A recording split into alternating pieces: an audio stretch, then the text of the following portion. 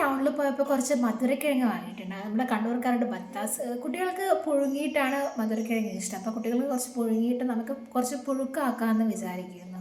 ഇന്ന് നമുക്കങ്ങനെ പണി തുടങ്ങിയാലോ? ബത്താസിലൊക്കെ പുഴുങ്ങാൻ വേണ്ടി പോകും. ബത്താസിൽ നല്ല മണ്ണുണ്ടായിരുന്നു, അപ്പോഴൊന്ന് കഴുകിയിട്ട് മുറിക്കാം.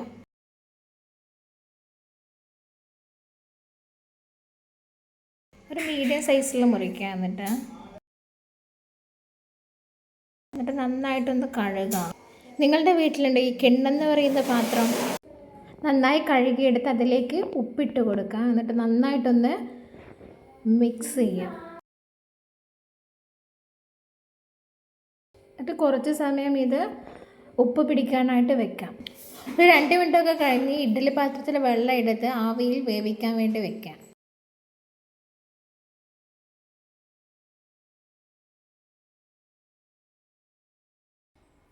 കുറച്ച് സമയം കഴിഞ്ഞൊന്ന് കുത്തി നോക്കാം. വെന്തിട്ടുണ്ട്. നമുക്കതൊരു പാത്രത്തിലേക്ക് മാറ്റാം.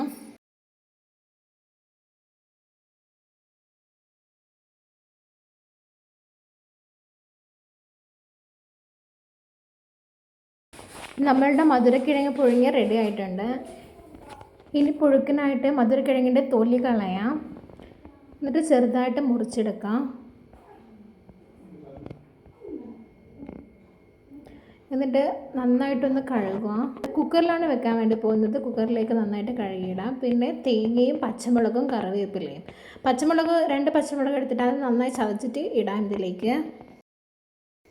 പിന്നെ കറിവേപ്പില, തേങ്ങ, പിന്നെ കുറച്ച് ഉപ്പ് ഇടുന്നുണ്ട്. പിന്നെ മഞ്ഞൾപ്പൊടിയോ, പിന്നെ കുറച്ച് വെള്ളം കൂടി ഒഴിച്ച് കൊടുക്കുന്നുണ്ട്.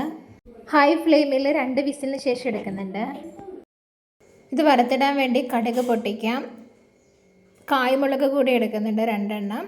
അതുകൂടി ഇട്ട് നന്നായി താളിച്ച് അതിലേക്ക് വേവിച്ച് വെച്ച മധുരക്കിഴങ്ങ് ഇട്ട് കൊടുക്കാം.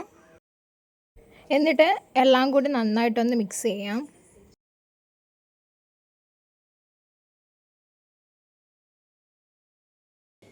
ഇത്തിരി ഉപ്പിൻ്റെ കുറവുണ്ടായിരുന്നു, ഉപ്പ് കൂടി ആഡ് ചെയ്യുന്നുണ്ട്. ഇതാ നമ്മുടെ മധുരക്കിഴങ്ങ് പുഴുക്ക് റെഡി ആയിട്ടുണ്ട്.